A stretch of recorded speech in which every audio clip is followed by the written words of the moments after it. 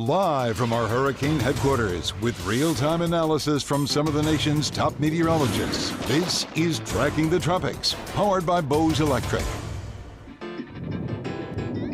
Hurricane Milton at Category 4 strength right now, making the turn northeast toward Florida. The 11 o'clock track is in from the National Hurricane Center. We are here to break down all the developments with the 11 o'clock major advisory that has just been issued here on Tracking the Tropics as we kick off our Tuesday coverage from the Stream Center. Hello there to you folks.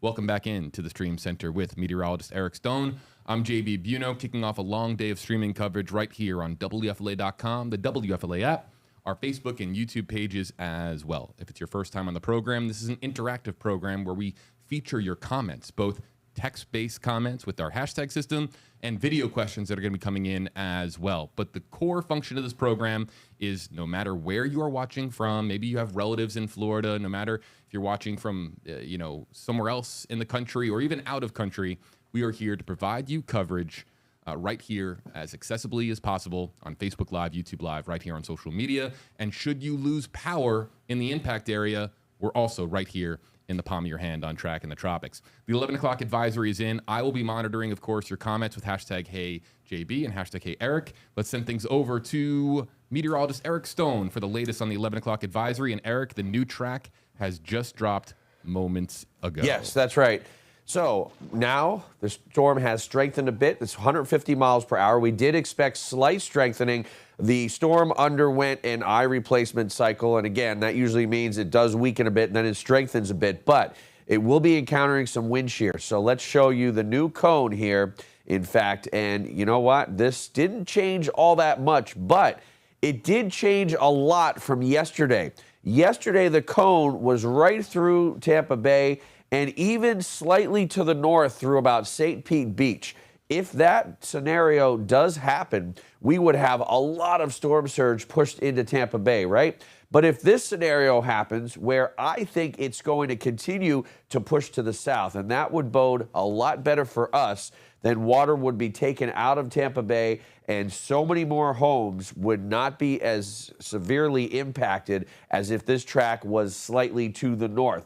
So again, it is expected to be a major hurricane still at 8 o'clock Wednesday evening, and the times just keep pushing later and later for landfall. So we're looking at landfall now sometime between midnight and maybe 2 a.m. Wednesday night into early Thursday morning. And then once it makes its way into central Florida, pretty close to Orlando, look at that. It's still a Category 2 storm at 100 miles per hour.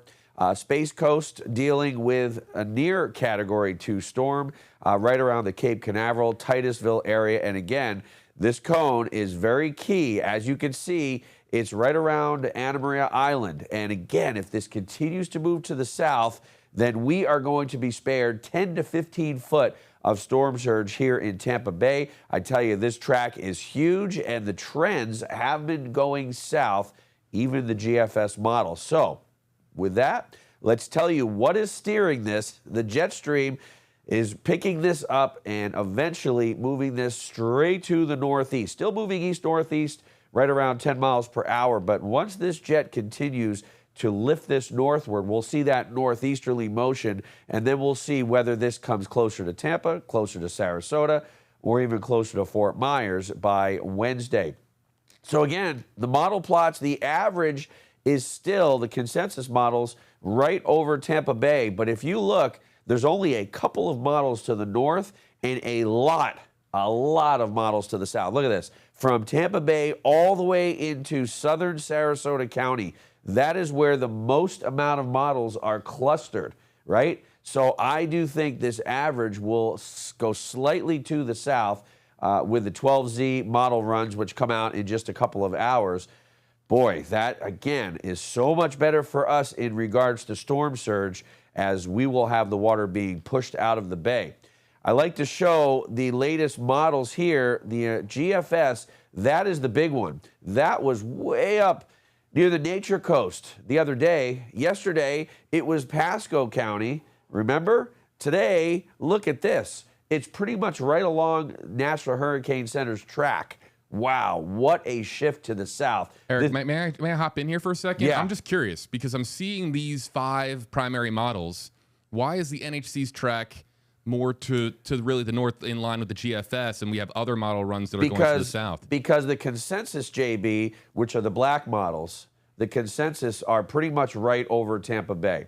But if you look to the south, there's a lot more model activity south of Tampa Bay. And I do notice that National Hurricane Center tends to wait a little bit to see if the trend continues, JB. So if the 12Z runs come out in the next couple of hours and they do continue to track southward, then I wouldn't be surprised, JB, if we did see that trend a little bit further to the south. But if you look at the GFS, the Icon, and the Euro, they're very, very close to Manatee County, okay? So the track isn't that much further to the north of the Icon, which is the German model, and the European model. The European AI and the Canadian model are through Sarasota County. So again, still early, but let's wait and see. The next track update will come at 5 o'clock, but I'm liking the trend. Usually we see the trend of the models first, and then the track will move. So we'll see the models coming out in the next couple of hours, what we call the 12Z models, which are the morning/early afternoon runs, and we will see if this trend continues. I do think it will. As far as GFS and Euro, very much in agreement through overnight tonight into tomorrow, and then the GFS takes this really close to us around midnight landfall, okay? European models a little bit later. It's about 3 o'clock in the morning.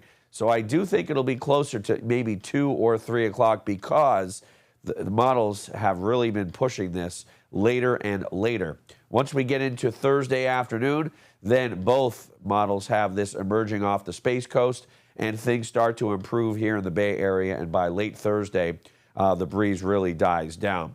So again, if this does take a more northerly track, this would be much more catastrophic for the Bay Area, as water would be pushed into Tampa Bay, and we could see 10 to 15 foot of storm surge from Palmetto to Ruskin to South Tampa to Davis Islands up to Safety Harbor, Town and Country, Oldsmar area, Shore Acres, St. Pete. Again, anywhere along the bay, and then pushed into the Alafaya, pushed into the Manatee River a little bit further to the south.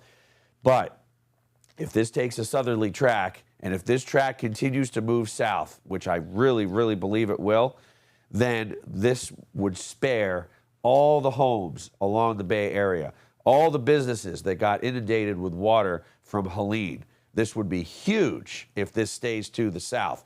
The worst storm surge would be Manatee and Sarasota County, but I want to emphasize, whether this is a northerly landfall somewhere in Pinellas County or somewhere in Manatee County, Manatee and Sarasota not out of the woods at all. They are still going to get 10 to 15 foot of storm surge. It's not going to make much of a difference for the Manatee County and Sarasota County beaches if this moves slightly to the south, all right? But it will make a huge difference for folks that live in and around the bay, okay? Water will be pushed out if this track continues to stay south and even moves further to the south. This will be a much better scenario for folks here in Tampa Bay area. Now, again, if you live south of where this makes landfall, you're going to expect 10 to 15 foot of storm surge. Now, it's showing all the way to northern Pinellas County, but if this makes landfall in southern Pinellas or Manatee or Sarasota, folks to the north are not going to see that storm surge. These are just the worst case scenario amounts of storm surge, but the storm surge is going to be to the south of the storm. So if the eye passes over you, then right there or to the south is where the greatest threat of storm surge will be. Arrival time of tropical storm force winds. Well, you should complete your preparations today. Evacuate today if that's your plan.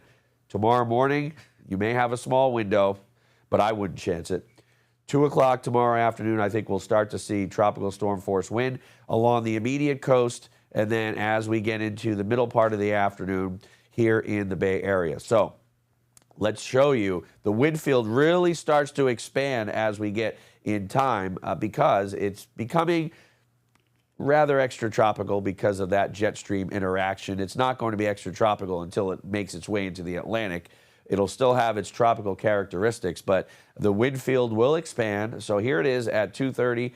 Tropical storm force winds start. By later in the evening, 6, 7, 8 o'clock, we'll start to see those severe, damaging 60-mile-per-hour wind.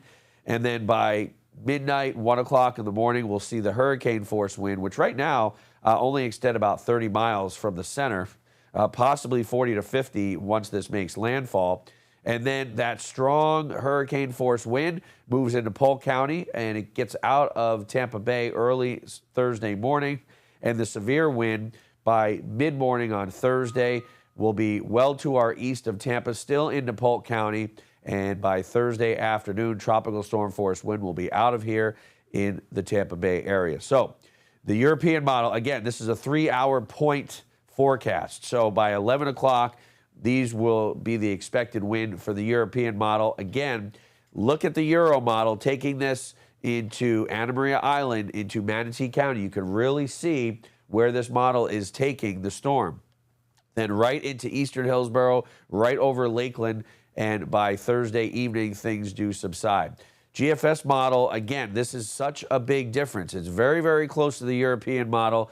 And again, it's very close to Anna Maria Island and then into eastern Hillsborough, Polk County, right over Orlando. And by Thursday afternoon, we start to see those winds subside. So let's take a look at the wind gusts. And we do see hurricane force wind gusts possible, especially southern areas, come Wednesday evening. Then we start to see those 100 to 120 mile per hour wind gusts all up and down from Pinellas County, Hillsborough, all the way down toward the Venice area as this moves inland. And then once we get into Thursday morning, still very strong gusts, 50 to 60 to 70 miles per hour. And then Thursday evening, we start to see those winds subside a bit. Let's take a look at our in-house model. Once again, it's very similar to most of the other models. Wednesday at 8 o'clock, you see much of our area at 40, 50 to 60 mile per hour wind gust. The eye getting very close to Anna Maria Island, and we see by the middle of the night, by midnight or so, hurricane force wind gust. And now we start to see 2, 3, 4 o'clock in the morning, wind gust over 100 miles per hour to 125, as you see that blue shading right around Sarasota. This would make landfall very, very close to Anna Maria Island on this model, but wind gust of over 100 miles per hour as far east as Polk County, Lakeland to Bartow. And then by Thursday mid-morning, we start to see tropical storm force winds subside a bit, and by Thursday afternoon, things really subside. There is a very high risk of excessive rainfall with this.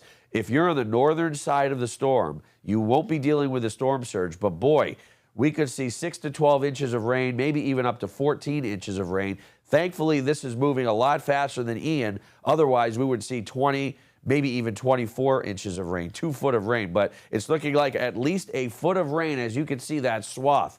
Now, from the center southward, 4 to 8 inches of rain. Still a lot of rain, but of course, that storm surge is what's going to be the huge issue.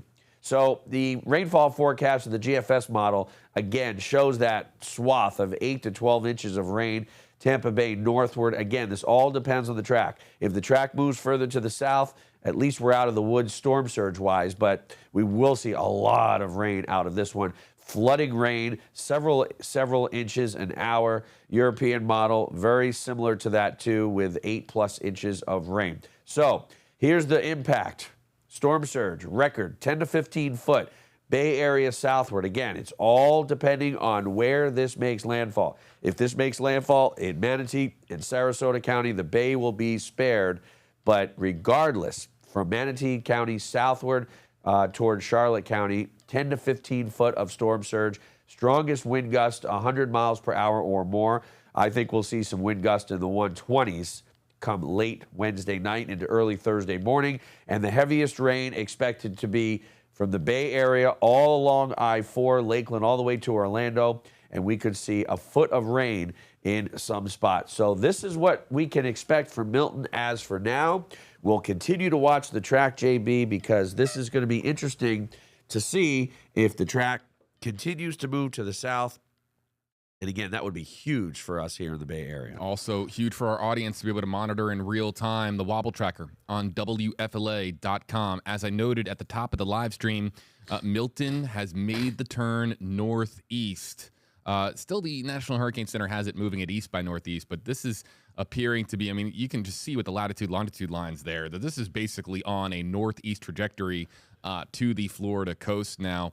The wobble tracker is a really important tool for us because, of course, if it wobbles off track as it gets closer to the coast, that could make an enormous difference in landfall location, where the eye goes, and whether or not that storm surge scenario number 1 comes into play. So the wobble tracker, you can find the link in our comment section. It's on the homepage of our website, WFLA.com. We're streaming it all the time, and you can monitor real-time positional updates in relation to the NHC's track with the wobble tracker on WFLA.com. Back here in the Stream Center with Eric Stone, JB Biunno.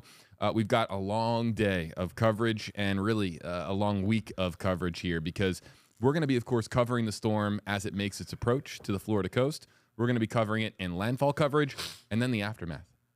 There's going to be, likely an enormous amount of people without power, and they need coverage. They'll need information, where to get supplies, what is back up online, how long things will be out for. A lot of questions to answer, and that's why bringing the expertise of the Max Defender 8 weather team, meteorologist Eric Stone, right there in the palm of your hand on Facebook Live and YouTube Live is such an invaluable tool, and why we do what we do on tracking the tropics. Any notes before we get to the live Q&A with our hashtag system, Eric? I don't think so. Just keep an eye on that track, and we'll see, later today if it moves further to the south. All right, let's get to the Q&A. You've never been here with us before on the program. We are here to interactively answer your questions. We do it now in 2 ways, with our video questions, which we'll feature in a moment, but we're going to start with the hashtag-based questions. If you use one of the hashtags you see on the silver stripes on your screen, hashtag HeyEric, hashtag HeyJB, we can feature your comments on screen and answer questions out there to help keep you and your family safe and informed.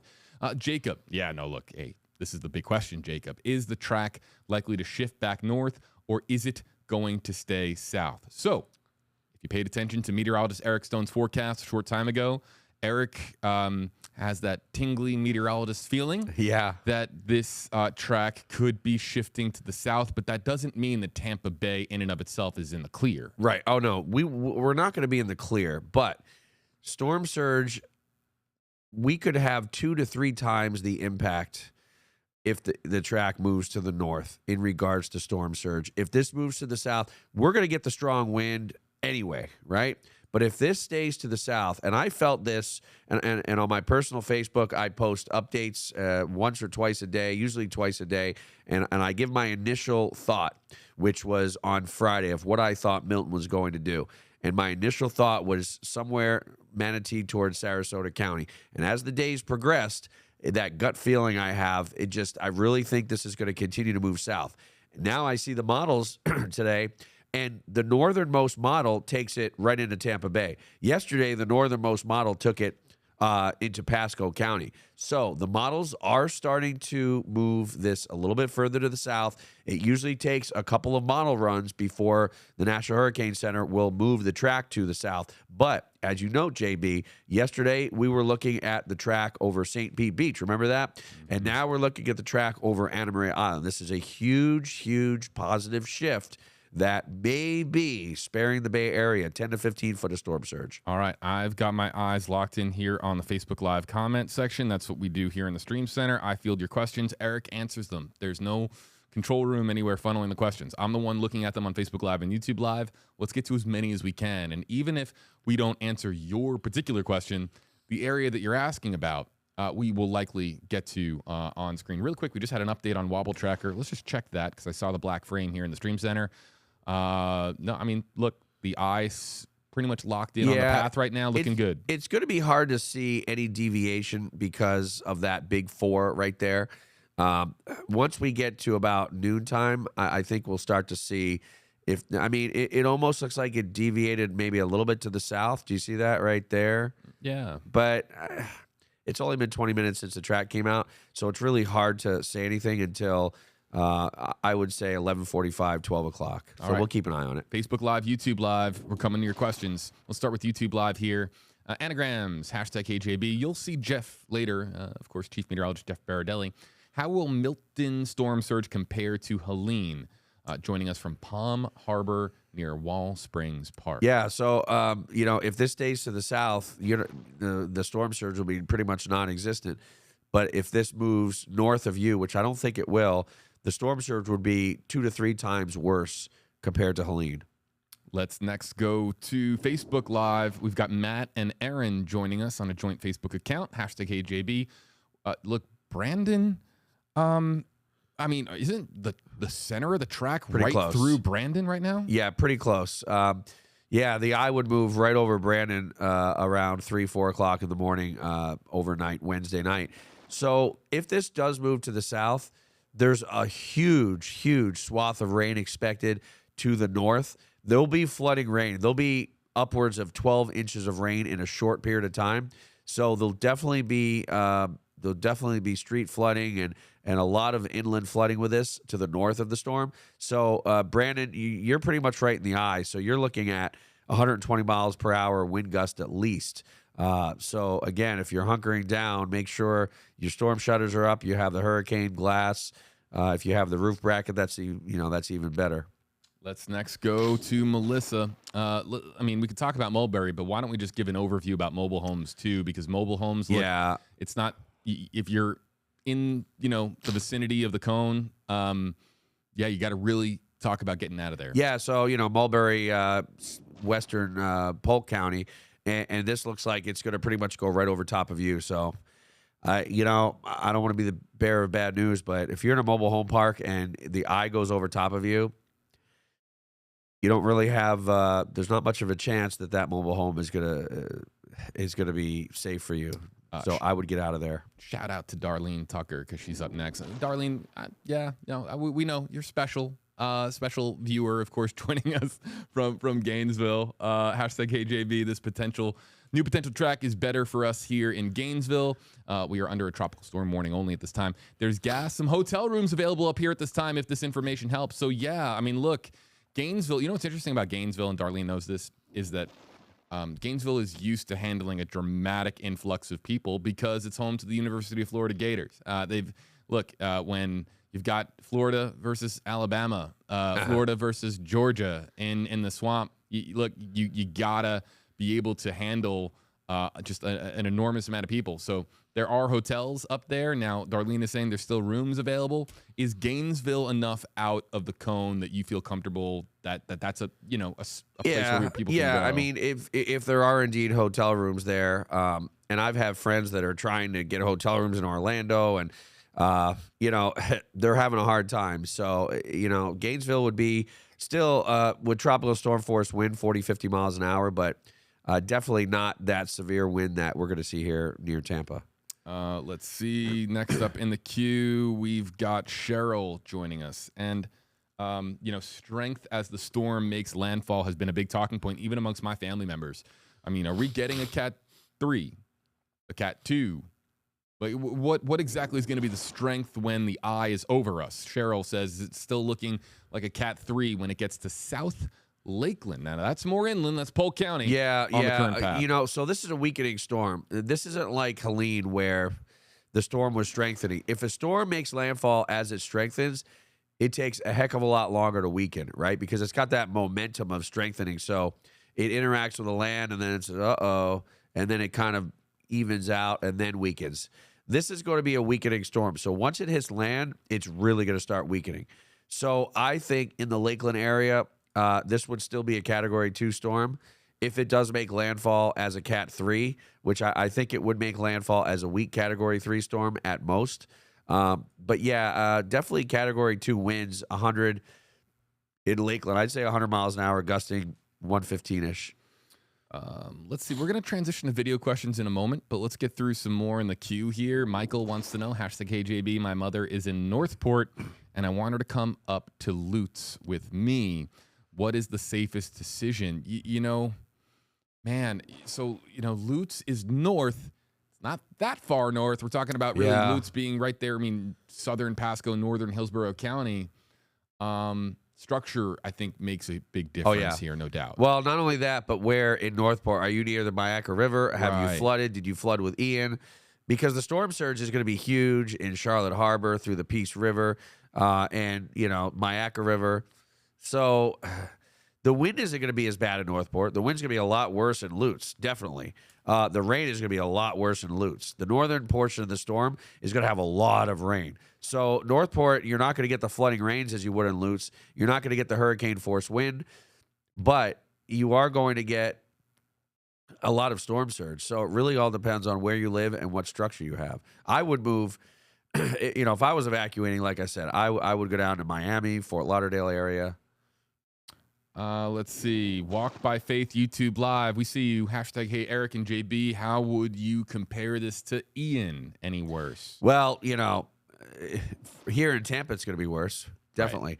Right. Yeah. Overall, it's going to be a weakening storm. Ian was a strengthening storm that got very close to Category 5 status. I know the National Hurricane Center months later said, oh, yeah, this was a Cat 5. Well, whether it was a Cat 4 or Cat 5, it was strengthening rapidly as it made its way towards Southwest Florida. So that storm for that area was a lot worse. 18 foot of storm surge. We're not going to see that with this, although if 10 to 15 foot of surge comes into your neighborhood, it's going to be a lot worse for you. Let's, on this program, we're not on television. It's just a different format live stream. You know this, Eric, right? Oh, yeah. This is great. Tongue-in-cheek comments. You think, we're just going to tongue-in-cheek comments are something that we'll throw up here on stream. Frankie says, hashtag Hey JB, hashtag Hey Eric, will Mickey Mouse be evacuating? And so, obviously, some humor here with this comment, but let's actually have a conversation here about Florida's theme parks. Well, because obviously they'll close. Yes. There's no doubt about that. They have, Disney is its own little city, right? Yep. Its own little town. There's a lot of lakes there. So freshwater, flooding is an issue. We saw that with Ian. Usually not in and around Disney, but other parts of Orlando. The way Disney was built, Disney was built to withstand hurricanes. And so they'll be closed for a day or so. They'll assess whether they can reopen on Friday, on Saturday. There may be debris they have to clean up. If they get 100-mile-per-hour wind, they have – you see when they close at night, those big cages, JB, that they put down. They bring those big metal – I don't even know what you want to call them. They're not cages, but they're big metal walls. They're almost like hurricane shutters. So Disney is going to fare just fine. And you know what? They'll probably open up Saturday at the latest, maybe even on Friday. But yeah, nobody's really evacuating, especially since people are actually going to Orlando from here to evacuate. It's interesting. Look, they haven't closed the parks yet. I think they stopped taking park reservations for a couple of days this week. You can follow Disney on social, Universal on social if you're if you were planning on having, a trip down here. Look, we would hope, of course, the theme parks are going to do right by, people in light of, a major hurricane hitting the Florida Peninsula. The theme parks will close. What I'm actually more concerned about are all the people that are there. People that are on vacation down here that are staying at the hotels in Disney, making sure that they have everything that they need. But you know what? Eric brings up a really good point. Disney, Universal, these are like small cities, and they have infrastructure in place to provide for people in the event of an emergency. So, it's going to be interesting to see that sort of that story develop, because you see there that is a Cat 2 hurricane over, I don't know, is that SeaWorld? I don't know. It's basically right near or Orlando, south of Orlando, clearly. But, look, we'll pay attention. A lot of questions about, of course, a lot of infrastructure along the I-4 corridor, including the theme parks. Let's go to a couple more comments. And then, look, we've got our video questions loaded up, ready to go. Angel says, hashtag Hey JB and Eric, what about Naples? What's interesting about Naples is that Naples was less of a talking point a couple of days ago. Now Naples is slightly more of a talking point. They could still see 4 to 7 foot of storm surge. down Naples Beach where the pier used to be. Fort Myers Beach even higher, 6 to 9 or so, 6 to 10 foot of storm surge. Obviously, you see Naples out of the cone, but it looks like Fort Myers is too. But still, there's not going to be all that much rain. There'll still be tropical storm force wind, and mobile home parks down in that area might be okay. There still may be some carport damage, stuff like that. But, I don't expect a hurricane force wind gust that far south. All right. So what we're going to do now is we're going to transition to our video questions. You can go to WFLA.com/report-it to send in your video questions. We did this for the first time yesterday. We had never tried this before. A lot of firsts with us, and JB. we didn't even have a practice run with it. We just tried it. I'm just being completely honest with you. As the person who runs the stream center here, we wanted to try video questions out, and there was good and bad. We got a lot of feedback from people. We know that the audio, there were some audio problems and there were some glitches, all fixed. So the audio was super loud for certain callers, for certain selfie videos. And then we also had an issue where it would glitch out. We believe that we have fixed the majority of the problems. We're going to find out. Look, everybody, this is live streaming. We're figuring it out as we go. We're doing our very best. But we do have the ability to feature your video questions, your selfie videos on WFLA.com/report-it. Why is this helpful? We get more context with your question. You can show us your property when you're taking your selfie video and say, hey, this is where I'm concerned about. You can, we had the great example yesterday. We had, I believe her name was Melissa from St. Pete. She was on her balcony in St. Pete and said, hey, I have a crane right near my property. How concerned should I be with a crane in hurricane force winds? That was a great example of a little show and tell. And then additionally as well, this is great to show the human side of the story. We show so many numbers and computer models and graphics, but being able to see you, the people that have hunkered in place and are ready for Hurricane Milton after making their preparations, that's a great opportunity for us to see you and show the human side of this story. So Report It is primarily used for damage reports and people taking pictures of flooding or videos of down power lines. When we transition to damage coverage and weather videos later this week, this will be an invaluable tool for us. We ask you to send in your weather photos and videos safely and responsibly. Do not compromise your safety to take a picture or a video. But for today, we're going to use it for video questions, and that's what we have coming in to the Stream Center. Let's first go up, and we're going to do 3 of these at a time. One of the complaints that we got yesterday was that we were doing too many in a row, Eric. So we're going to do 3 at a time and then go back to the hashtag-based questions. So with the 3 video questions that we have coming in, first up in our queue is Rashad. Let's give it a go. Oh, hold on. Hold on, Rashad. We've got you. Oh, wait. Hold on. I have to hit 1 or 2 more buttons because it's the first time we're doing this today. Count to 10, and it will be there. Everybody stand by. All right. And here we go for Rashad. Hey, it's Rashad from Spring Hill. Just wondering how it will be here in the area, Hernando County, period. Thank you. Hey there, Rashad. Thank you for watching. What do we got for Spring Hill and Hernando County? Definitely 60 to 70 mile per hour wind gusting over 80. But a lot of rain. I mean, we're talking 10, 12 inches of rain. There's going to be a lot of inland flooding. If your neighborhood floods when it rains hard in a rainy season day, then you're definitely going to be seeing some inland flooding in that area. All right, next up, let's go to Rick. I'm currently in Pennsylvania, but I have a property in the great outdoors in Titusville. What's the prognosis for Titusville when the hurricane's leaving the state? We got Eric. Yeah, so Titusville, it's going to be a pretty strong Category 1 at least.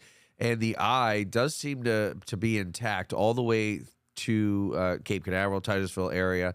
So I would say at least 80 to 90 mile per hour wind. We could see a gust over 100. A lot of rain as well. So the wind is going to be a huge issue. Next up, we got Mike. It says the Netherlands. Is this right? Wow. The Netherlands? Hello. I have a house in Manatee County by I-75, 6 miles from the coast. And right now I'm in Europe. I'm calling you from the Netherlands. but I want to come back and check out how my house is as soon as I possibly can. So can you tell me how long you expect before people will be able to return after they've evacuated? Phenomenal question. Yeah, that is a good question. I mean, the Barrier Islands, obviously, it's going to be a lot longer, right? We saw that with Helene, and this is more of a direct hit for Manatee County. So I would say most likely at least the weekend, but there's going to be a huge influx of traffic coming back starting on Friday into Saturday. Yeah. And I'm sure that, he's probably going to try to fly into Tampa. I don't know what the airport situation is going to be like. Flights are going to be, there's going to be a lot of clogging, right, at Tampa International. And, you could probably get back Saturday and start driving, from Tampa International down to Manatee County. Traffic may be pretty bad, but you'd probably be able to check on your property during the weekend. Mike, safe travels. Hope you get back safe from the Netherlands. Let's next go to in Clearwater. We've got Bob on WFLA.com/report it. Hey, good afternoon. Thank you for the work you all do. Is the model trending south at all? I'm in Clearwater in a non-evac zone with some people with anxiety. So I'm just trying to see if we need to bug out, or is it more of a batten down the hatches if we're in a block house from 1966 but just was hardened recently through some state programs. Curious what you guys think. Thank you. My name's Bob. Yeah, so Bob. if this does continue to move south, Clearwater will have fewer effects, but still it's going to be very close to being in the eye wall. So I really think that 110 mile an hour sustained wind gusting over 125. If you have roof straps and the storm shutters up or hurricane glass, then you might be okay. But if you have anxiety and you don't feel like, you're going to be safe there, then, I would go somewhere. I would, if you can, I would either go down to the southeast portion of Florida or go north. But I know from what I've seen, I-75 is pretty busy from southwest Florida all the way north. There's a lot of people trying to get out. Let's get one more in just because it'll make Eric smile. Eric, we like making Eric smile. Eric deserves smiles. I think I know this one. Fun fact, do you know that Eric is one of the world's top-ranked pinball players? Eric, if you went full-time pinball, you'd just be number one all the time, but you have to, of course, do meteorology. Right. I did get to number one. About, I think it was 2020 or 2021, I was number one. Let's see. This question next coming in from Bash. Let's listen. Hey Eric, you've been to our house in Brandon before. Do we have to protect our pinball machines? Oh man! So protect the pinball machines. My buddy last night said, "Hey, look what I did. I'm going to send this video in to you tomorrow." And the pinball machine that he was standing next to was mine. So I have one of my machines over there. So yeah, man. He lives in Valrico, Brandon area, and boy, there's a lot of wind. So I know he's got a lot of patio furniture, cornhole stuff outside. Anyone wants to take in anything you've got outside, because boy, 100 to 120 mile an hour wind gusts are going to be pretty bad. And if it typically floods in your neighborhood, this is definitely going to be a pretty big flooding event with 10 to 12 inches of rain. All right. You can send in your video questions. As promised, we're going to do those segments and be a little more concise because we lingered on them for a long time yesterday. But you can send in your videos to WFLA.com/report it. We will get to video questions, I would say, every 20 to 30 minutes. We're trying to juggle a lot here in rotation. We don't go to commercial break. Fun fact. We don't go to commercials. It's all the time streaming. So we're going to try to keep a rotation up of hashtag-based questions. Questions coming in via video, via selfies to WFLA.com/report it. And also a big part of our rotation, always streaming on WFLA.com, the real-time wobble tracker, Eric. Yeah, and I mean, the last couple of frames, it almost looks like this a little bit further to the south. I'm looking at the big screen. But boy, the center, this is like a well-oiled machine, right? You can just see those bands of convection spinning out of control from the center of circulation out. I mean, this is such an impressive looking storm on infrared satellite. But boy, you see those last couple frames, JB? It's like right there. Yeah, a little. It almost looks a little south. I'm gonna use a word here to describe it. It's a little screwy. The storm is a little screwy, and what I mean by that is, everybody, I want you to pay attention here to the past line. Do you see the blue line there on the left side of your screen? That is basically Milton's exact path. The center of the eye, and it's just kind of, it's meandered north, south. It's just kind of, it's a little screwy to me. Is that fair, Eric? I still think there's going to be some surprise with this storm. I don't know what it is. I don't know if it's a shift to the south, but there's going to be some surprise in the storm that we're going to say, oh, wow, look what it did. And, maybe we're going to fare a little bit better here in the Bay Area with the track moving a little bit further to the south. But I feel something is going to happen with this. And, we still have today and tomorrow to see what happens. But, we'll see if this is a wobble. And this could be a wobble. I don't think it's a movement that's going to keep on moving to the east. But, again, there's a lot at play here. There's a jet that's sagging down into the Gulf, and it's going to pick this up on the eastern side of the jet and guide this closer to us sooner than later. So, again, there's a lot that can happen with this one. We'll keep an eye on it. I want our comment section to let us know which part of our coverage do you really want us to hone in on most? Is it hashtag-based questions? Is it video questions? Is it wobble tracker? Is it the computer models that are coming in? Various things that we can do. I want to make this clear.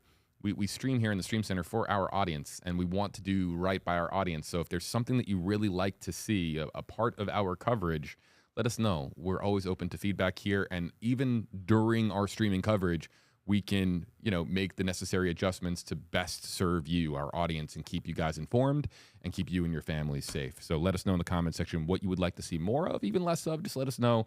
We're here to provide you guys with the best coverage possible. I mean that. It's a huge part of what we do. In the meantime, let's go back to hashtag-based questions. Nelly, hashtag AJB and Eric, if it makes landfall in Sarasota, how bad will it be for Northern Highlands County, Avon Park? And a thank you there as well. Yeah, you're welcome. This is going to be moving to the northeast. So if it does make landfall in Sarasota County, I do think Sebring, Avon Park, Northern Highlands County, still seeing hurricane force wind gusts up to 80 miles per hour, tropical storm sustained wind 50 to 60. But even right now, the wind field is going to really expand. So I do think you're going to be in tropical storm force wind regardless. Obviously, it'll be a little bit stronger. The heaviest rain, though, will definitely be on the northern side of the storm, and I don't foresee the track moving that far south. You could see, the cones now, right, JB, from right around Citrus County, Crystal River, actually south of that, almost Hernando County, Homosassa area, all the way down toward Port Charlotte, Charlotte County. So, again, storms have deviated, 48 hours away from the cone. I don't think that's going to happen, but I just feel that this thing will move a little bit further to the south. Let's next go to, well, you know what? That's a perfect setup for Cassie. How do you do it? You do it so often. I don't know. Hashtag AJB with the tracker moving a bit. Where is Sarasota in the direct path? No. Is it fair to say that the center of the track right now is in that middle ground between Tampa and Sarasota? Well, yeah, it's a lot closer. If we bring up the track, you can see the Manatee County Islands right around Anna Maria Island, the southernmost point of the Skyway Bridge. That's where that's basically where the center line is. Sarasota is a lot further south than that, right? It's probably a good 40 miles or so to the south. So again, this wouldn't be a landfall directly over Sarasota, but I wouldn't be surprised with the models if this track moves significantly to the south over the next 24 to 36 hours. But we'll continue to see once what we call the 12Z model runs come in, we'll continue to see if that trend is further to the south. And the model plots that I showed you earlier, which I'll pull up real quick, show the black right through Tampa Bay. Okay. Look how many models, JB, are to the south. Look how many models are from, Manatee County southward all the way into Sarasota County. Most of them are. The average is still pretty close to what we call the consensus models, pretty close to right over Tampa Bay. And there's only, I think, 2 models that I see that are a little bit further to the north. So again, given this, and we'll see if this consensus model moves to the south. I think the models come out. This graphic, I think, updates 2, 3 o'clock in the afternoon. So we'll see if that black line does move to the south. I'm not a meteorologist. I've hosted this program. This is season 6 of Tracking the Tropics. So I don't have a degree in meteorology. I don't have a seal of any kind. I've never been a meteorologist, but all I do during hurricane season is listen to very smart, experienced meteorologists like Eric Stone, Jeff Baradelli, Amanda Holly, Rebecca Barry, and our Next Star Nation meteorologist joining us from across the country on this program, because we stream every Tuesday about hurricane preparedness, hurricane education. We take this job very seriously on Tracking the Tropics. And I'll just offer a note here. I'm looking at this, right? And I remember our Eagle 8HD flight over Anna Maria Island. And that area, that neighborhood, right there on the coast, on the southern end of Tampa Bay, really the Minnesota County barrier island of Anna Maria Island. Look, I remember the damage that they experienced with Helene, which was 100 miles offshore. And now you have this track. I mean, can you zoom in on the track? Yep. Can we, in relation to Anna Maria Island? It's pretty much over it. Now, it's very interesting. Helene was only, 11, 12 days ago, okay? Now, imagine if folks there rebuilt, got their homes back, everything, and then this happened next year. I think that'd be even more devastating. Right now, and there's no best time for a storm to hit, right? But if a storm hit back to back, the homes that are already devastated, the people that are already displaced, it's not going to do much more, right, JB? I mean, I'm not trying to sound, one way or the other, but there's a lot of people that aren't even there on Anna Maria Island. If they rebuilt and a storm like this hit next year, they would have to go through this whole process all over again. But because it's only been 12 days, there's really no rebuilding, right? Like, not much has happened since Helene. So if there was a time for another storm to impact the same area, I know it's that 1-2 punch. It might be better now compared to a year from now. I mean, obviously, it's not good, period. I'm not trying to say it's good. But this would be the time that, hey, you know what? If another storm came in, there was already mass devastation there, and it's just going to be much of the same. I mean, does that make sense? I'm not trying to sound that, oh, this is a great thing, but I'm trying to say that if 2 storms happen, one right after the other, before people rebuild, then it's a lot less of a headache than if, like Ian, and then 2 years later everything's rebuilt, and then bam, here comes Helene. Here comes I understand Milton. what you're saying, and rebuilding. And I'm trying to be sensitive. I'm not saying it's a good thing, but I think it's a better case scenario than if this would have happened next year. Do you know what I mean? Yeah. Eric, a pinball aficionado. One of my hobbies, I'm an enormous boxing fan. I've always loved the sport of boxing, the sweet science. And, you mentioned a 1-2 punch. Helene was a jab, the setup jab. And this looks to be the final blow. The Mike Tyson uppercut for, wherever this makes landfall, because a lot of those barrier islands, a lot of those areas on the coast, they're still picking up the pieces and still assessing damage in many respects and trying to, formulate a plan as to what to do after Helene. But now here you have the uppercut coming, and, my heart just goes out to all the folks that are that experienced, Helene impacts from 100 miles offshore in Tampa Bay, and now are getting this track coming basically right through the heart of our region. Sending you guys prayers, and Anna Maria Island, get out. Just if they're even back. Yeah. The one thing I'm very, very, very concerned with, and we don't really talk about this much, JB, the piles of debris that have not been picked up, right? I mean, whether it's Pinellas County, whether it's Manatee County, whether it's Sarasota, whether it's around the Bay, whether it's West Shore, Town and Country, 100+ mile an hour wind gusts. That debris, JB, is going to go everywhere. If it hasn't been picked up, and I know not all that debris has been picked up yet, the projectiles are going to be flying all over the place. So that is the real bad thing with this storm being so close to Helene, is that there's so many piles of debris. And you saw Brittany when, we were doing, after damage, 7 foot high of debris from one house to the next house to the next house. Where's all that debris going to go? Where are all those things going to go? They're going to go flying. A lot of those homes were utterly emptied because of the flood damage. Right. So cleanup hasn't finished here. My entire neighborhood still has debris out on their front lawns, or on their front curb, for pickup.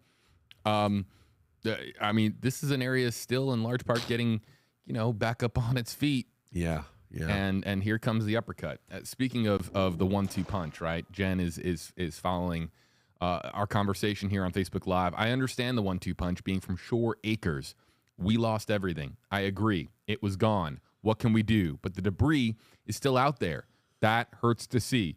But is there another spot brewing down there again after Milton? Is there a 1-2-3 punch? Well, what do we got? First of all, my prayers go out to you. I'm sorry, Jen, that you were one that lost everything, and I pray that likewise, I second that, you're able to rebuild and try to get to more normalcy. I don't see a third system out there. The GFS had been playing with a system last week for next week, but there was nothing really. There's no model consensus. No other model has anything for next week for a 1-2-3 punch. I don't see anything. In fact, the fronts are really going to start pushing south now. The weather's going to start getting cooler. The dew points are going to drop. The fronts, the troughs are going to move further to the south, pushing, anything in the Caribbean, most likely to the south. Not to say that something couldn't sneak up, right? But I don't foresee right now anything after this one. But obviously that's what we're here for. We're here on Tracking the Tropics to give you warning that, hey, you know what? Maybe there is something, but not in this case. We'll continue to monitor the comment section for hashtag-based comments. And it's interesting. We ran just a quick flash poll on YouTube Live, Eric. Yeah. I just want to share the results with you because I know you can't see that. We asked people what part of the coverage they would like to see the most of, and finishing at number 1 was just computer models. Any models that we can show, spaghetti models, GFS versus Euro. In fact, we haven't shown the GFS and Euro since your forecast. Can we bring that up again and just kind of show people? Adjusting our coverage on the fly to help people as much as possible. Yeah, and I do like to show, I do like to show this because while the models still aren't like Helene in consensus, which I didn't think they would be, it's not like there's 2 features guiding this storm in between and we know what's going to happen. I do like the progression. I like the GFS models being further to the south. That's huge. I like the European models being south. Again, this is for the Bay. Now, people say, it's moving to the south, so there's going to be more catastrophic damage. Well, not necessarily, because whether this takes a path into the Bay or into Manatee County, Manatee and Sarasota are still going to see catastrophic damage. It is still going to be 10 to 15 foot of storm surge. But the Bay would be spared. And if this does somehow move south of Sarasota, I don't know if it's going to do that, but if it does move south of Sarasota, then we're going to see improving conditions along Manatee County and then along Sarasota County. So again, to the north of the center, that's where there won't be the storm surge issue. There'll be a lot of rain, but I'd rather have the rain over storm surge. So again, these are the latest models that I just updated earlier. And you can see the GFS model that yesterday was in Pasco County. The day before was in Citrus County. And Jeff and I were sitting here saying, like, you know, we like to say as meteorologists, out to lunch. All of a sudden, it's back. And it's coming into an agreement. The Icon model has shifted north over the last couple of days, but it's still... And just to confirm, Icon is the German model. Yep, the yellow. But it's still into central Manatee County. The European model is right around Manatee-Sarasota County border. The AI model, the Euro AI, has always been south of the European model. And again, this is more, I don't want to say experimental, but it's very new, right? The AI, nobody hears of the AI model. The Canadian model, which, you know, it's not really, it's probably one of the lower end performing models, is, you know, further to the south of downtown Sarasota. So basically, if the Canadian model verified, Charlotte Harbor would see 12 to 15 foot of storm surge. Fort Myers Beach would be closer to 10 to 12 feet of storm surge. But then Sarasota and northward would have 0, right? It would pull everything out. So the GFS versus the Euro is very much in agreement. Look at that. Wednesday at 5 o'clock in the morning, JB. Look at that. They're almost on top of each other. But the GFS is a little bit quicker and a little bit further to the north. So again, it's the southern mouth of Tampa Bay, Anna Maria Island area. And this is showing landfall at midnight, right? So the European model makes landfall at about 3 o'clock, right around Anna Maria Island into Manatee County. And then both models take this over Cape Canaveral, Titusville area, and then out. Now, our in-house model, let me fast forward to that, which our in-house model is kind of... our in-house model was correct during Helene, right? Yeah, it was very, very it was very close. In fact, it was a lot more accurate during Helene than some of the other models were. So you see it here, and it's, you know, directly west of Sarasota County. And this won't update until probably 1:30. Oh, that's the end of... No, I was going to say that's not the end of the run. No. So right here, you can see that it goes... That's a little more north than the GFS and the Euro, no? Slightly. Yeah. So what I can do is I can really zoom this in, all right, and show you exactly where.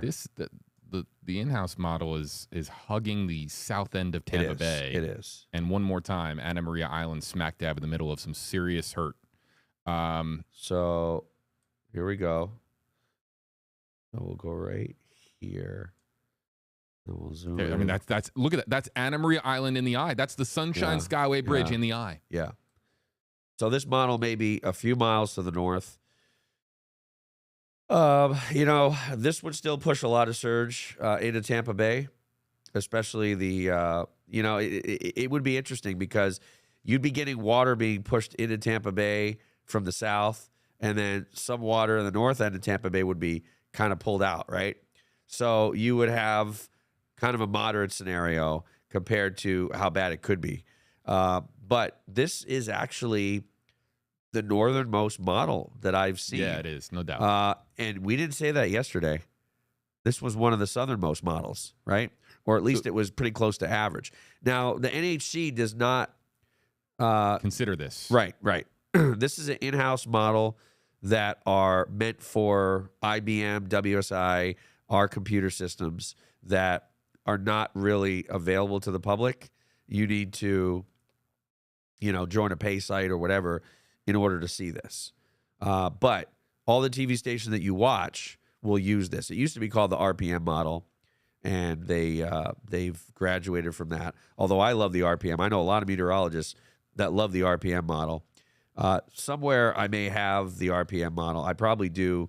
I'm not sure exactly where it is. And I'm sure it's very similar to the graph. Maybe for later shows that we do, JB, I'll look for the old RPM model. I still think it updates, even though it's kind of obsolete. But I'm telling you, the RPM on rainy season was really, really, really good. Sometimes even better than the graph.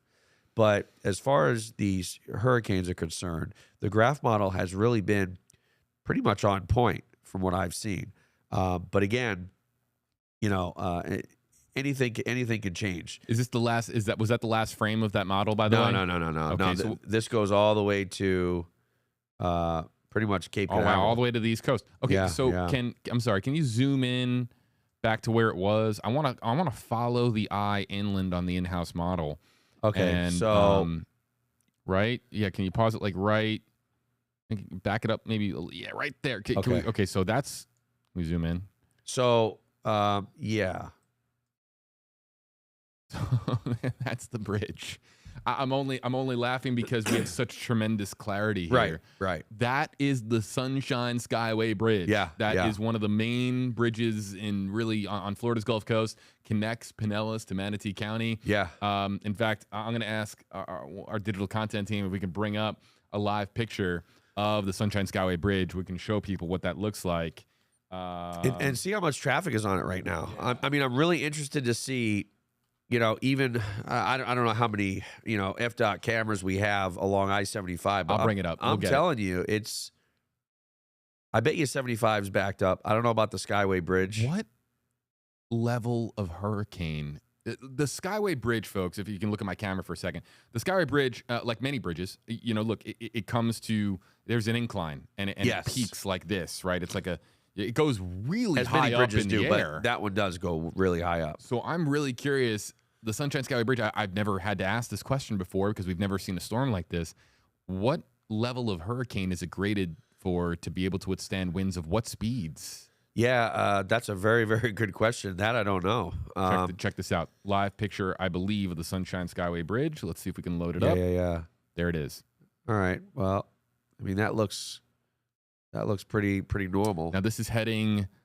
This is the southbound direction on the right, so that's people heading south.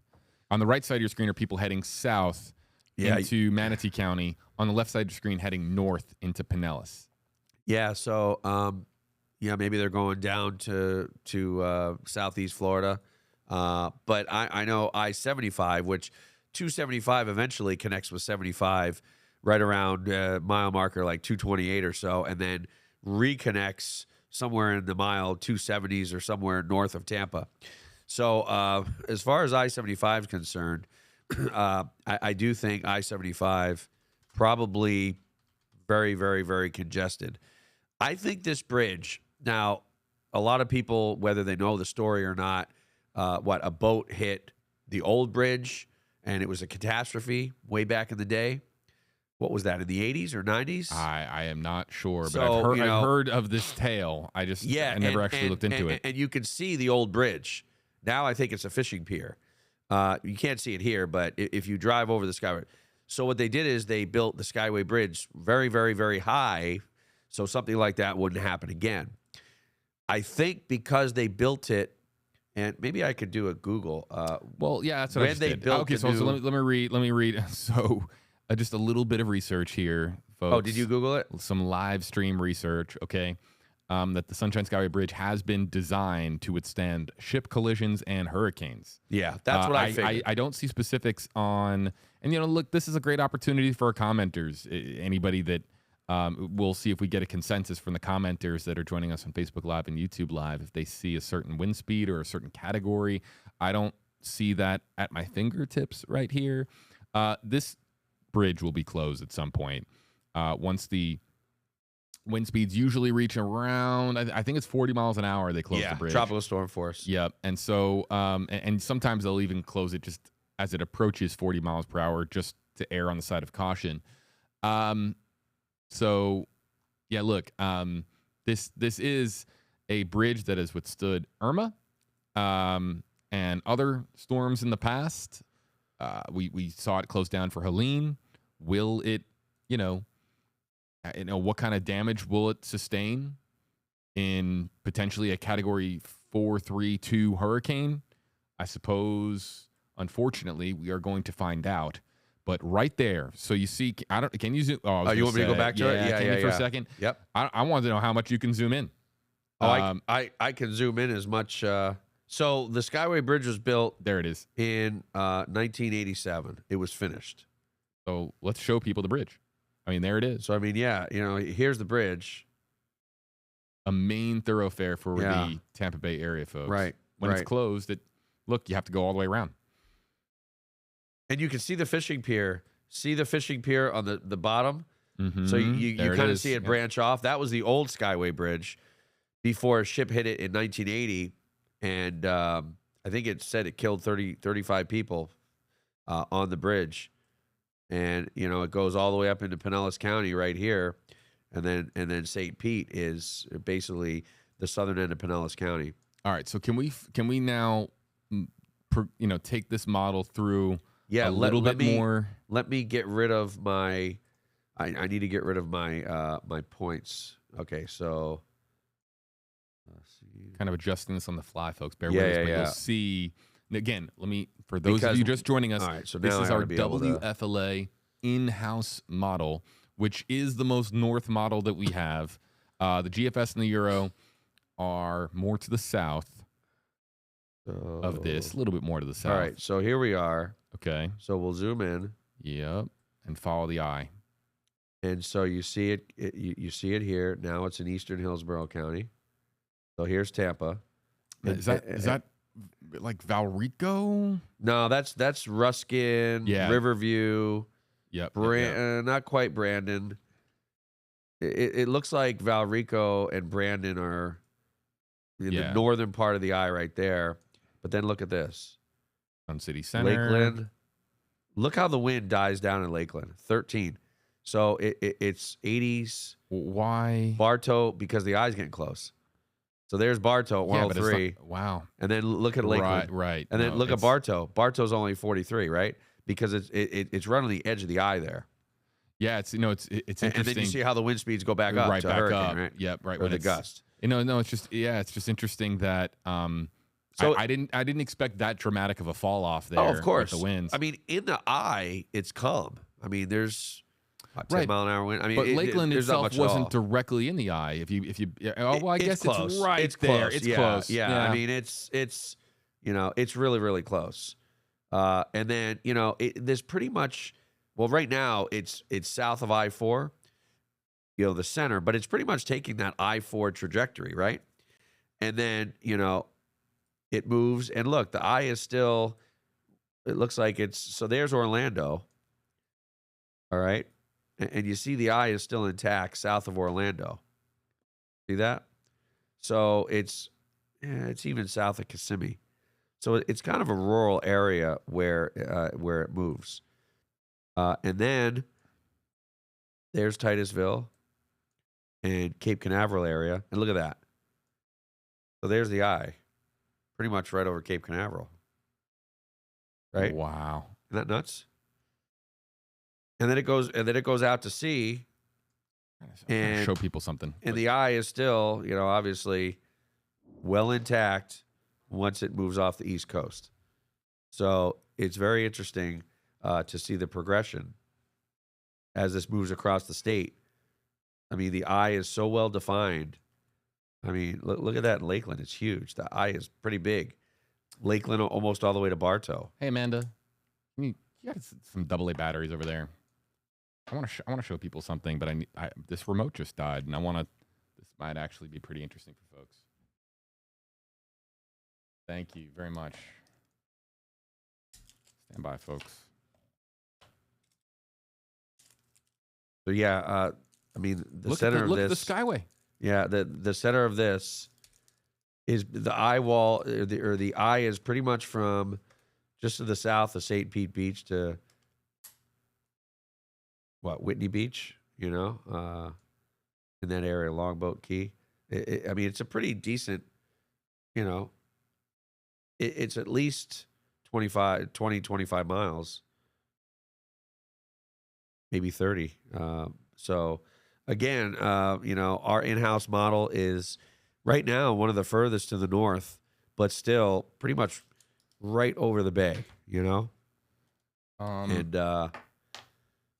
yeah, no, that it's really something. and it also goes to show the size of the eye now versus what it is presently, because the eye is so compact now versus how it's going to expand, right? We were talking a little bit about that. Let's bring a wobble tracker and show everybody what we're talking about. I mean, the eye is almost, it's minuscule now. Well, I mean, it's going through an eye wall replacement, and so typically the eye gets filled in, and then it redevelops, and it looks like it is redeveloping right now. So I do think the eye is going to look more like a typical eye, right?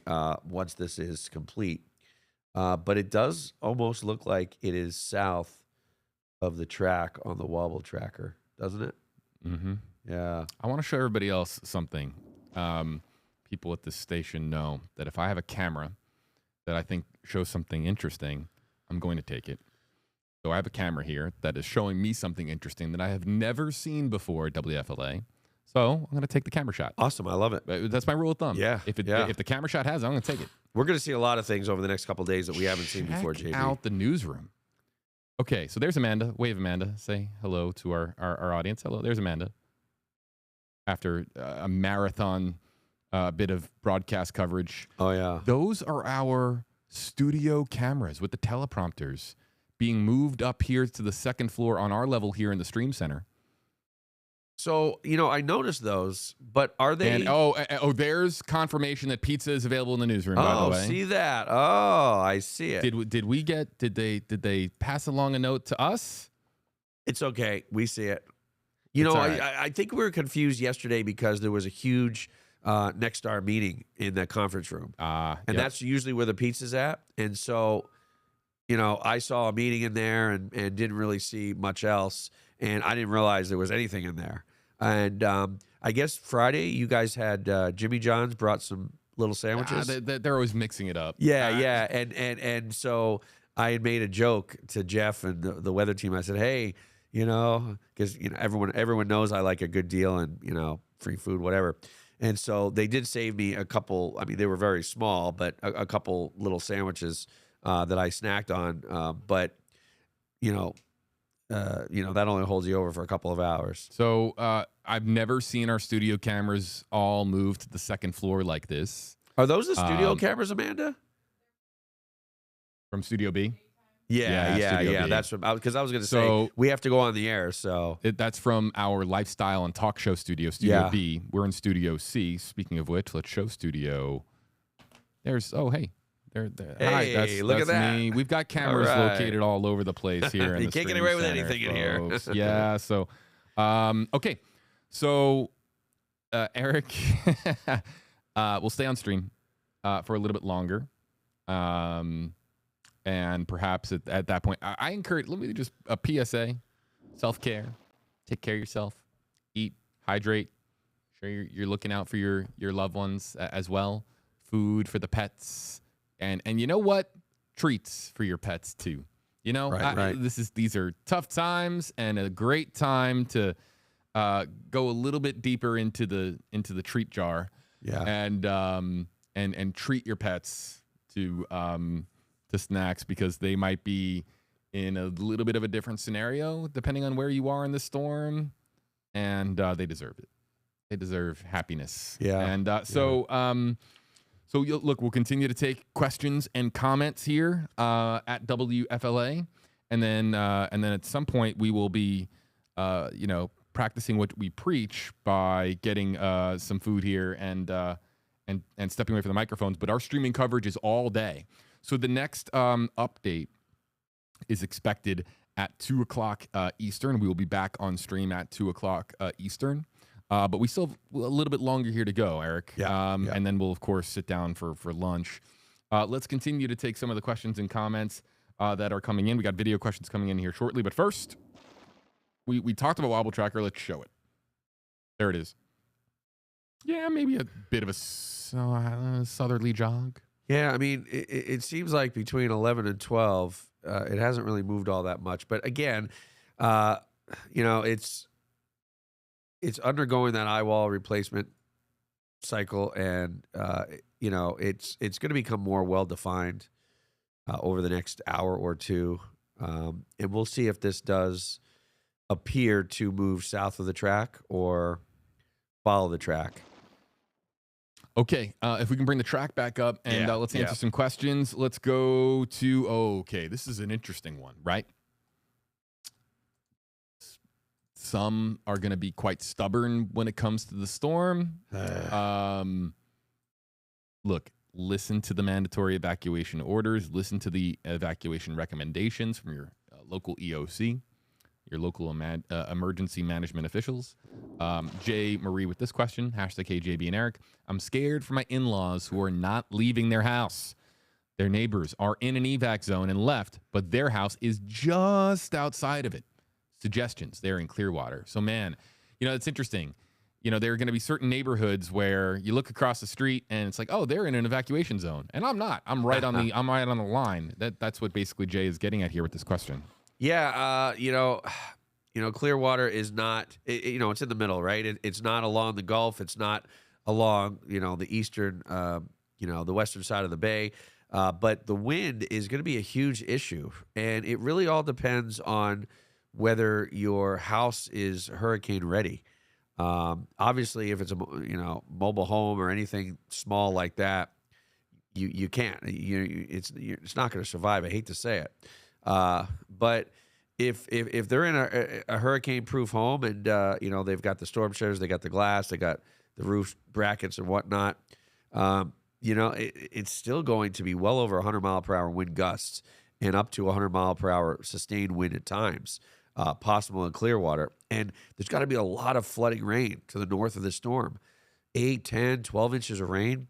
So flooding is going to be a huge issue. And, the number one reason people are told to evacuate is because of the water, not because of the wind. But still, the wind can wreak havoc. It did with Ian. I tell people, my friend, their roof came off their house and literally, lifted off the house and then bam, got pushed back on, obviously not in the same place. And water was getting in the house. And once that happens, you're in big trouble if you don't evacuate, if your house isn't ready for this. Hashtag-based questions are coming back up. But first, we're going to get to some video questions coming in to WFLA.com/reportit. You can send in your selfie videos and ask a question here to our team. Let's go first up to, in this session, Ashley up in Hardee County. Hello there, Ashley. If there is an expectation for the storm to move further south, which kind of conditions should we expect here in Hardee, Highlands County? We are just outside of the Highlands Hammock State Park. So, Ashley, thank you for the video. Let me show you the wind field because this really helps out a lot of people, right? When you see this.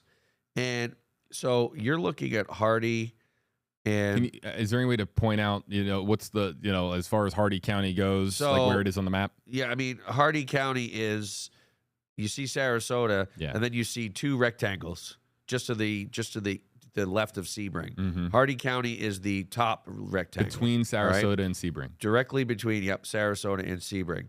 So, Hardee County right now is going to be borderline hurricane force wind. I don't think it's going to quite get there, but if this does move south, it definitely will get there. So 65, 75 mile per hour wind, and could easily be gusting over 90 miles per hour in Hardee County. Now, you look in, people have been asking about Highlands County. You don't quite see the 70, 60 to 65 gusting to hurricane force in northern Highlands County. But again, this really tells the tale of where we're expecting a hurricane force wind from Tampa to Sarasota. And then as you move into Polk County, much of Polk County, with the exception of maybe Indian Lakes and Southeast. And then, Kissimmee, not quite to Orlando, and Cape Canaveral, not quite to Titusville. But again, these are sustained winds, not wind gusts. So you got to add another, 15, 20, 25 mile an hour to the wind gusts. But to Ashley's point, if this does trend south, correct, then we're talking about all of this. This basically shifting south. Correct. Yeah. Okay. Yep. So definitely, if this does shift south, and if Hardee County is in the direct path, okay, which right now it's not, but if it does shift south enough, they'd have Category 2 wind in Hardee County. Let's next go to the video question submitted to WFLA.com/reportit from Jen. She is joining us from near Sarasota Airport. Hi guys, watching you on YouTube. I'm very confused as far as how far in can that 10 to 15 feet storm surge come without a creek or a river connecting. I have a drainage ditch behind my apartments, but I don't know if that hooks to anything. Can it come that far? I'm by Sarasota Airport, and I don't know if the storm surge can come that far. I'm in Zone D, but they're evacuating C. I don't know how close I am, but I'm just wondering, can the bay come in that far, or is that just the ocean that can come that far, the Gulf? And help. What do we do? Thanks. Bye. Real quick, before you answer the question, how's audio for everybody? Because that was loud in my earpiece. Yeah, well, that was fine. I rather, I'm getting older, so the louder I hear something, the better. I hate to say it. But can I get a thumbs up or thumbs down emoji on the audio there if that was loud for people? Jen, thank you for sending your video from near Sarasota Airport. So, what do we say? As far as storm surge, we saw roads by Fort Myers Beach that were very close to a mile in that the Gulf of Mexico got to, right? That was 18 foot of storm surge. 15 foot's not too far off. It really all depends on, the elevation and how, it, obviously not steep, but how flat it is from the Gulf of Mexico to your neighborhood. I definitely don't foresee it being able to get to where you're located. So I would not worry about the storm surge where you're located. The government officials are very, very, very careful. If they think there's any chance whatsoever that storm surge is going to get to you, they're going to tell you to evacuate. And if you're in Zone D and they didn't tell you to evacuate, then, they're very confident that storm surge isn't going to get to you. And I would be confident too. But now you say you had a drainage ditch, that would be more likely flooded with the rain that we're expecting, especially if the track does move further to the south and you're in that 8 to 10 inch swath of rain. There's a lot of drainage ditches that are going to overflow. Now, it's weird. The house that I'm in Fort Myers, it's in a place called San Carlos Park. We've got a big, big canal in our backyard. And my roommate, they're pretty much like family to me. Just, sent me a message saying, oh, just so you know, they told us to evacuate. And I said, what? It's by I-75, okay? It's mile marker 128, Alico Road area, if anyone knows that area in Fort Myers. And I'm thinking, why in the heck are we supposed to evacuate? Well, because, we have that big canal in the back, and, if it rains a lot, that canal is going to fill up, and then you're going to get flooding, and it could flood into your house. I don't know how big your drainage ditch is. The way you made it sound, it wasn't like a big canal, so probably not a huge issue like what I may have to deal with. But the freshwater flooding would be more of an issue. You're not going to be dealing with a storm surge. Let's go next in the queue to Lori joining us in Lakeland on WFLA.com/reportit. Okay, my backyard in Lakeland is convinced my mom to become projectiles, but she was like, no, it'll be fine, we'll be fine. And yeah, I don't know what to do. Did everybody hear that one okay? Yeah. I didn't even need to hear it. As soon as I saw all that stuff out there, I said, whoa. Listen, you're talking 100+ mile an hour wind gust in Lakeland, all right? And maybe even sustained for a period of time. You got to get that stuff in. That little barbecue, those plant pots, every single one of those things are going to be blown around. You need to get not just some of it in, but all of it in. And everybody needs to get all of it in.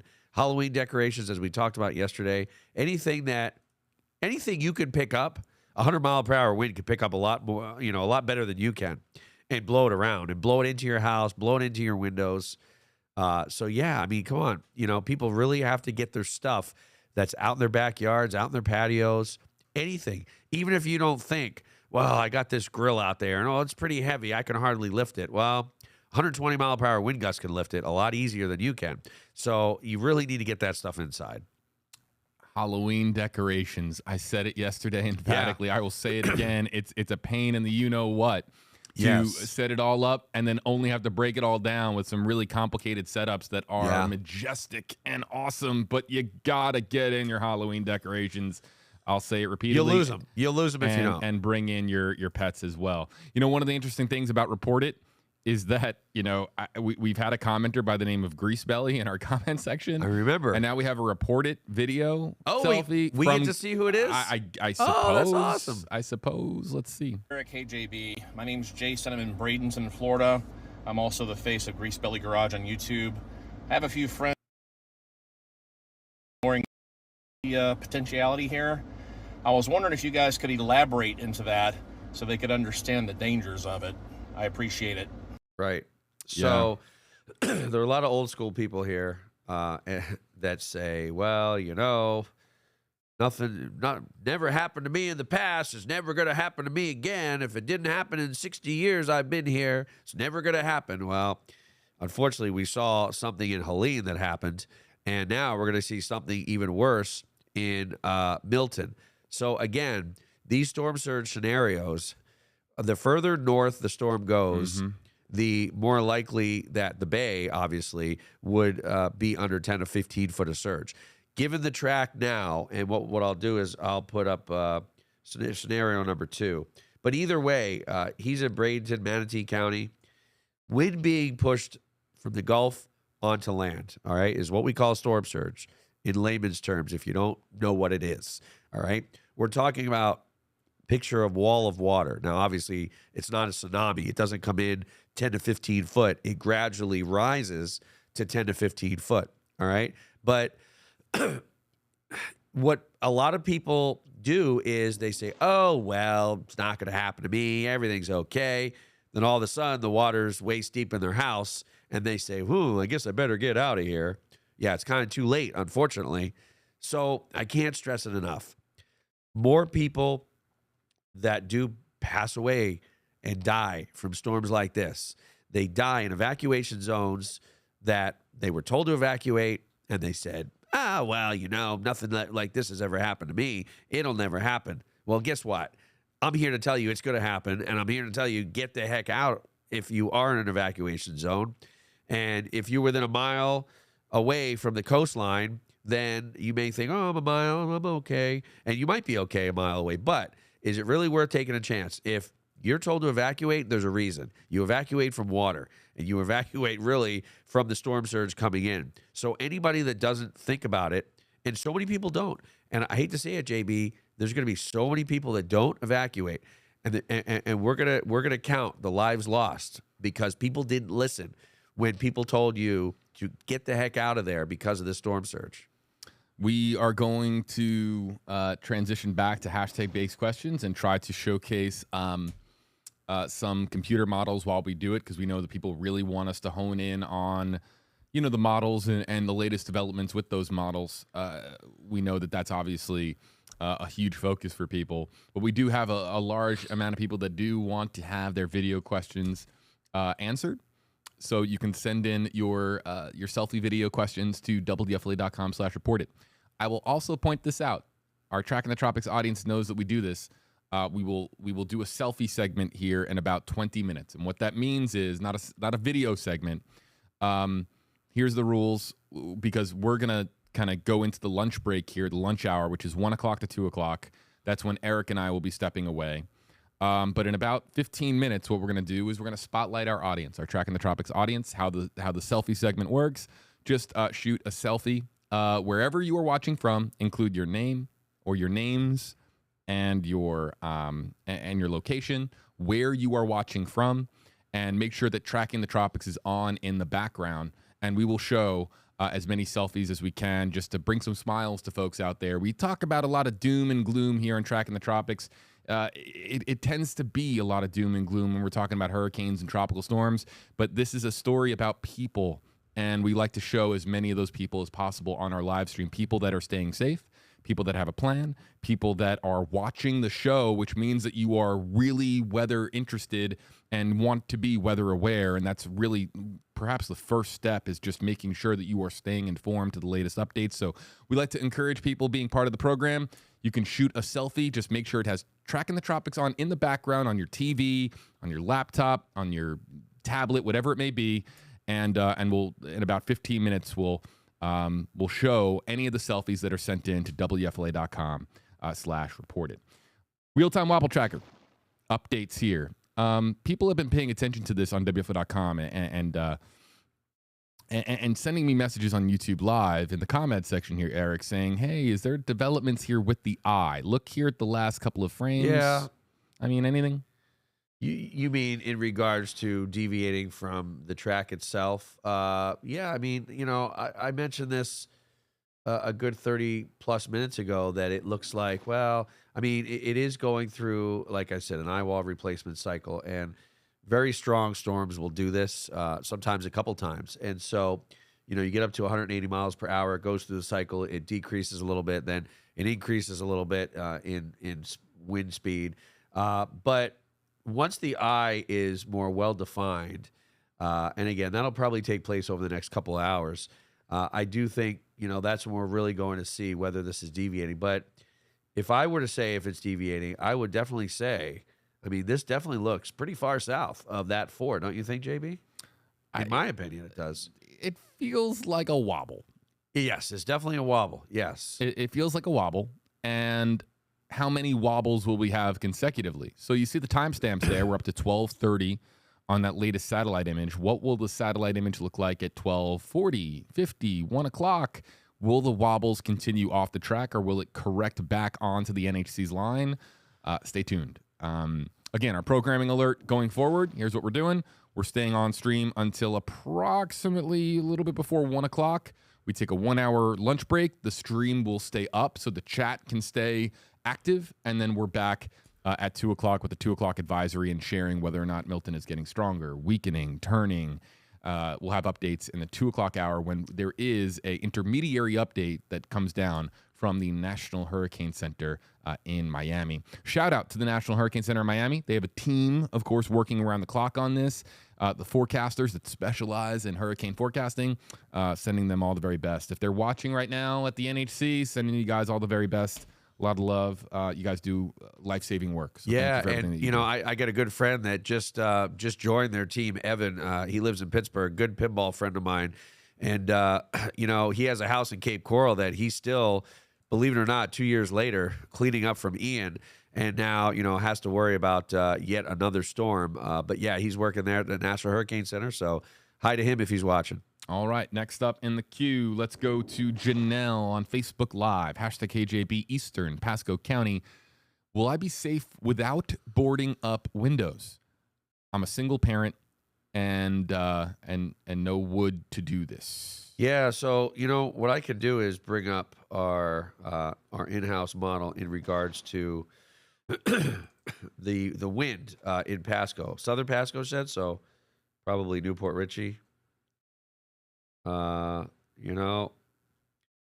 looking like you're looking at wind gusts over 90 miles per hour, so 90 to 100 at least. It really all depends on what kind of windows you have, but I don't know, that's borderline.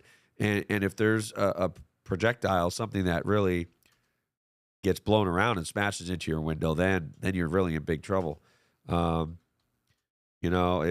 If you don't feel safe, or your house isn't up to code, can't withstand a category 2 or category 3, then I would try to get out of there if you can. Next up in the queue, Colton. #KJB. Do you think it has any chance of making landfall as a category 4 storm? Yeah, I just don't see it. I think the chance is very, very, very slim. I think it's a greater chance that it would be a strong 2 than a 4. But it's most likely going to be right in the middle, a Category 3 major hurricane making landfall. Let's see here. We've got a couple of more coming into the queue, guys. Hot loading in questions with #HeyJB and #HeyEric. Man, all right, Sean, I don't like where your head's at. I'm going to be honest. I don't like this question. Sean Hall on Facebook Live. #KJB. Is it possible for this hurricane to come back and hit again? So what's interesting about this, and if you can bring up the track, Eric, it does emerge into the Atlantic Ocean as a Category 1 hurricane, but where does it go from there? Where does it turn? It's basically following a front, and it becomes what we call extratropical, meaning there's no chance whatsoever. It's just not going to happen. No way. Okay. This thing's it's beelining it to the Atlantic, and it's just going to keep on moving east. Rodney Garcia, you're up next on Tracking the Tropics with hashtags for us both. Is there a nearby studio you guys can temporarily move to, or will the entire news team be riding out the storm in downtown Tampa? We get this question a lot here at WFLA, the Stream Center located right on the Hillsborough River in beautiful downtown Tampa. We're right really on Tampa Bay itself, really right, the river, of course, goes right into the bay. And so we do have a backup location, and decisions being made here, they are fluid, pun not intended. And so we are streaming until we are given, the notice to move. And our backup location is, I think, 50 miles inland, something like that. Yeah, we're not worried about any kind of storm surge. With Helene being so far off the coast, the water outside was 3 feet deep on our streets, and we were kind of on an island here. Now, if we added another, that was about 7 foot of storm surge. If we added another 7 foot, I think at worst case scenario, we would start to see water coming in, maybe the front doors, right, on the first floor. But, this is a 4-story building. The construction is solid. And so, we would be fine here on the second floor. This building is a concrete fortress. It just happens to be located in a really vulnerable spot. Right, exactly. And so we are located in the Stream Center on the second floor. Our Tracking the Tropics super fans out there, if you will, they might remember that during Helene coverage, the night that Helene hit, every room at WFLA lost power except for this one. Yeah. We were on a battery backup that allowed us to not only be live online, but to simulcast on the airwaves on local TV on WFLA News Channel 8, your NBC station here in Tampa, Florida. And so the Stream Center was this beacon of hope, if you will, that we were. Look back at the video. We showed how the entire newsroom went dark. It was eerie. It was something else. Something we had never seen before. And so it'll be very curious to see what the station's strategy is with us as far as whether or not we're going to the backup location or if we're staying here in the Stream Center. Our safety is at the top of the priority list, and really the only thing on the priority list when it comes to making sure that employees are being cared for. What I mean is that we're going to do the very best that we can by our staff here. And our signal, we will get it out in some capacity, whether via the Stream Center or the backup location. We're going to do everything that we can to stay on, but our safety is of paramount importance. And obviously, while we're here, we're way far away from any windows. We're on the second floor. I'm not concerned about our safety here. It's the power situation, as well as can you get out, right? If this thing, does track north and it's 12, 13, 15 foot of storm surge, obviously we'd be trapped, right? JB, we wouldn't be in danger, but we wouldn't be able to get out for a little while. Obviously that surge would recede 12, 18 hours. We'd be able to walk outside, whatever. And we have a huge parking garage here. So our vehicles, and I do stress this because, as people know, I lost my vehicle in Fort Lauderdale last year with a freak 20 inches of rain in 6 hours that just happened to, fall where I parked. So, even in a backup location, I'm concerned that, hey, is my car going to be in the elements? I know here it's going to be in the parking garage, so I'm not worried about it. And I do stress to people that are maybe not in an evacuation zone. Maybe your house is on stilts. Maybe, you're on the second floor, yet your car is at ground level, obviously, and it's outside the elements. And my friend lost his car from Chicago at Reddington Beach And I said, hey, move the car, move the car. Oh, it's never flooded in so many years. And I'm telling you, this could be, and most likely, a once in a lifetime, in your lifetime event so far. Obviously, we pray that this doesn't continue to happen, but it hasn't happened in so long. And so places that haven't flooded, and you think, oh, my car's fine, my vehicle's fine. It's no fun losing a vehicle. It takes a long time. You got to rent a car for several months. It takes a long time for that insurance to come in to where you can get another vehicle. It's not worth it. If you just take the time to get your car out of the open, out of the elements, and out of any possibility of storm surge or flooding, you got to do it. Let's see here. Judy is next up in our hashtag base queue. Hashtag Hey Eric. Is it coming from west to east? It's actually now moving northeast, right? Well, Eric? it's moving east northeast. So east is 90 degrees. All right, in a compass. So if you draw a circle, the top is north. That's 0 degrees, and the east is 90 degrees. So northeast is 45 degrees. East northeast is somewhere in between. So if you draw a circle and you draw a straight line to the east or to the right, that's 90 degrees. A little bit north of that is east northeast. So it's not moving northeast yet. It's moving north of east. Okay. And, according to our wobble tracker, it may be moving straight east because, now it's, 1230, 1240, and it's looking like, the eye is definitely south of that track. So, whether it's a wobble or it's, a movement, that remains to be seen. But the way I'm looking at it, it's definitely appearing to move to the south of that 4. Let's get one more hashtag-based question in, and then we've got a lot of smiling faces to show on Tracking the Tropics. Let's go next to Tropical Zach. Oh, Tropical Zach? Okay. Tropical Zach on YouTube. I think the jury's still out on this one, Zach. Which hurricane was the worst to happen in 20? Milton hasn't even hit yet. So, right. But I think the biggest difference, Eric, is where Milton. Right. Yeah. So for Florida, Milton is the worst storm to hit this year. For obviously folks in Georgia, North Carolina, South Carolina, Tennessee, Helene is the worst to hit. But remember, Helene hit such a small population in Florida. But again, still affected a lot of people. But this is affecting tens of millions of people because not only is it affecting Tampa, it's affecting Orlando. And again, 2 of the 5 biggest cities, right, in Florida when you account Miami and Jacksonville. So this is affecting more people in Florida and devastating more people in Florida. All right, so maybe another satellite image in here. No, it's still 12:30. Yeah, we'll monitor this.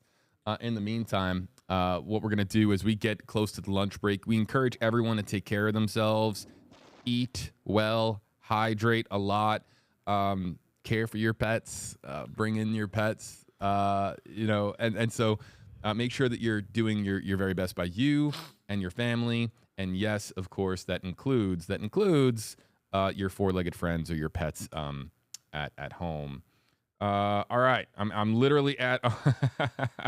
I see Swaggy just sent in a selfie that made me laugh. All right, let's get to just for smiles, and we will go into the lunch break on this with WFLA.com/report it. And what we will do now is we will show some of the. Oh yeah, this is great. Some of the selfies that have been coming in, and this one, we were only doing photos in this segment, so people did send in videos. We're gonna do videos again in the 2:00 hour, but right now we're just gonna try to show some smiling faces out there. People that are watching Tracking the Tropics from around the area, please include your location when you send in your selfie so that we can shout out where you are watching from. So what we're gonna do is we're gonna move it all the way up to the start of these selfies.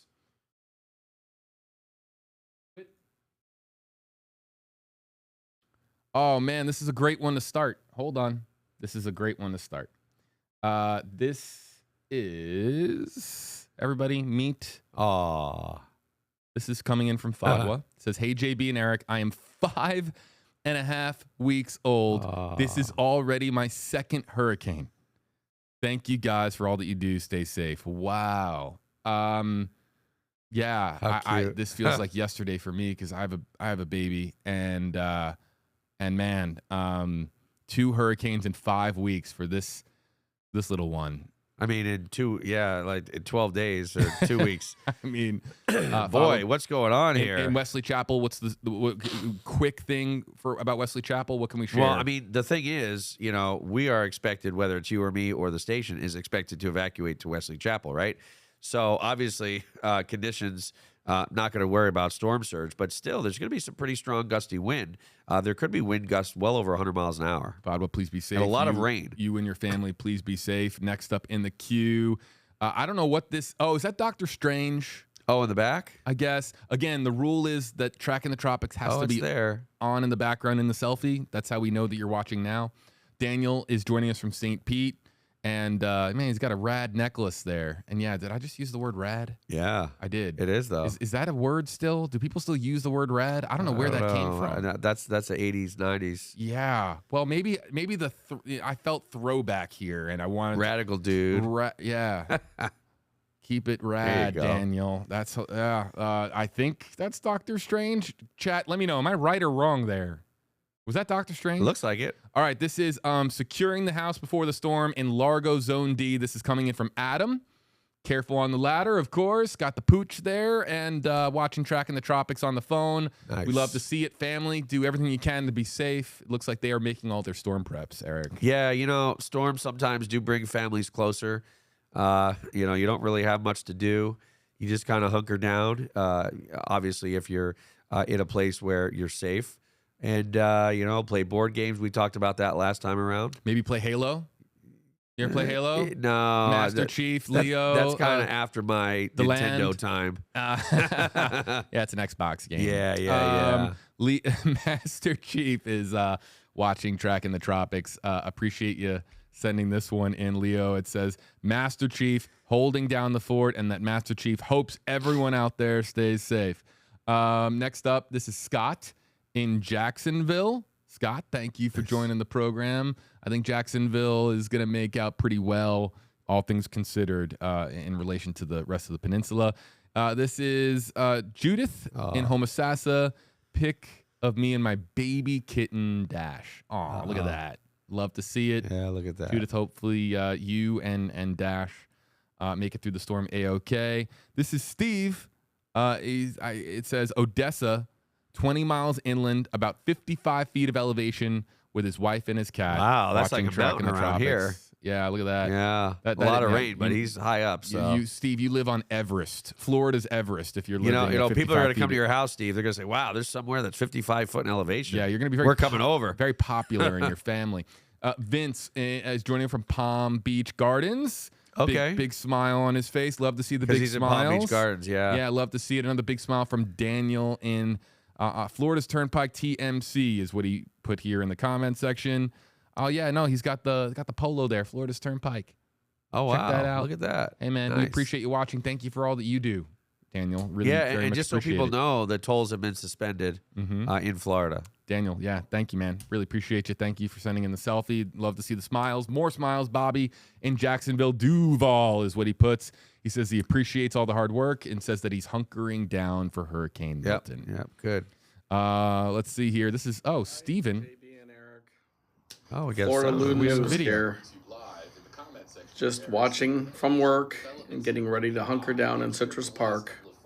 Thank you for all you do. What do you think the effects will be in Citrus Park, Northwest Hillsborough? Thanks. I thought these were all photos, but we got a video That's in there. Okay. Let's do it. I mean, I have a good friend that I play pinball with that lives in Citrus Park, and I'm there quite often. So, again, you're looking at well over 100-mile-an-hour wind gusts. One thing I do want to stress out is, not stress out, but one thing I want to stress is that there's going to be flooding rain, especially to the north of this storm.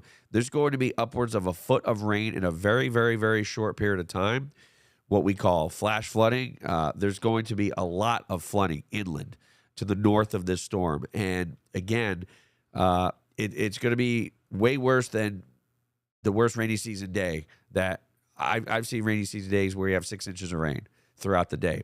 This is going to be over double that in a shorter period of time. So there's going to be a lot of flooding, even inland, as the storm moves. And if you're to the north of this storm, there's a huge swath of rain that, again, could really flood your neighborhood. Jason, give him the thumbs up. Jason's ready to go. Jason, I can't do the math on your T-shirt. My brain is too fried. Normally 11. I'm pretty good. 11. Thanks. Yeah. You're showing off. Yeah, 11 squared is 121. There you go. Yep. So I would imagine, yes, that Jason joining us, he's 11 years old. Let's continue on in the queue. We got some that we're going to, again, we're going another that must be his age. Another 5 minutes. That's cool.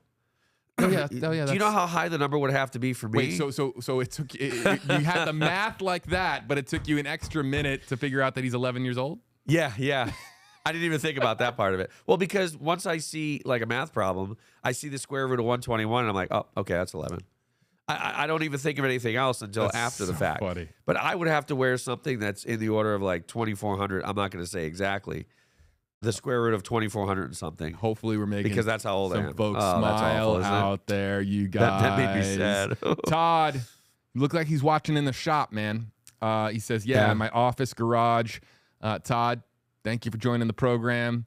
Good to see you in good spirits. And we've got, is that okay? Mickey sending this one in from Johannesburg, South Africa. Whoa. Cool. Sending positive weather's a lot thoughts better and prayers from South Africa.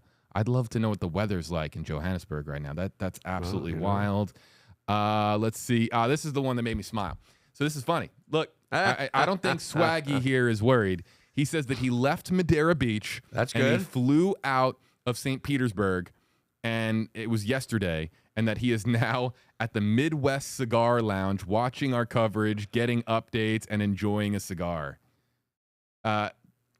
Swaggy, Wow. I salute you. Wish I was right there next to you. Hope you're doing well. Thank you for watching. I'm sure you're concerned about your home or your property or your business, whatever it may be in Madeira Beach. Sending you warm wishes, and hopefully everything is okay for you and your family during the storm. So Johannesburg is 68 right now. 27% humidity. 81 degrees for a high. What's the hurricane outlook in Johannesburg? Not going to rain till next Tuesday. Look at that. Yeah. Next Gonna up be dry for in the 7 queue, days. Kelly is joining us from Wesley Chapel. Says working from home and watching Tracking the Tropics with a warm cup of coffee.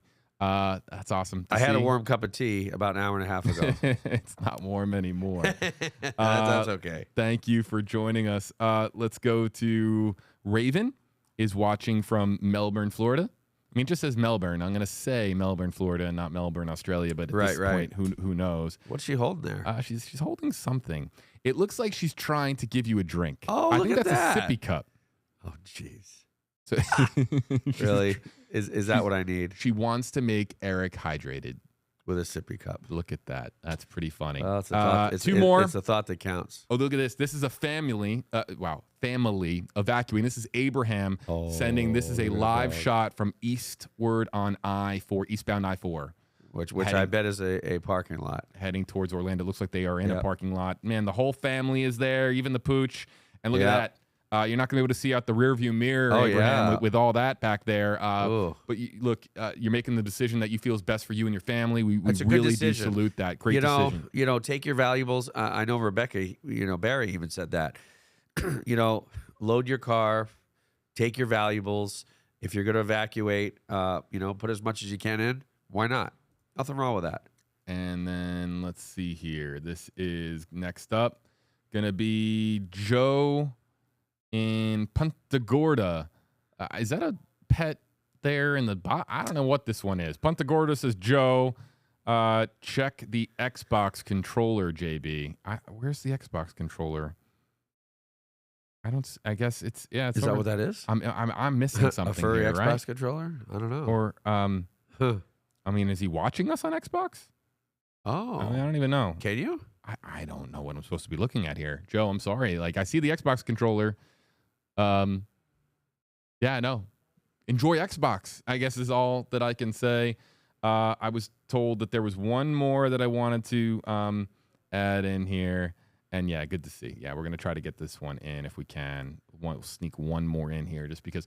Shout out to digital content producer Rachel Tucker. She's working behind the scenes on WFLA's Tracking the Tropics. She's the producer for Tracking the Tropics, making sure that we are not getting into too much trouble and also to staying focused on our core mission, which is to provide weather coverage, here on social media, here on WFLA.com, and providing as much content as possible for our audience for free on social media.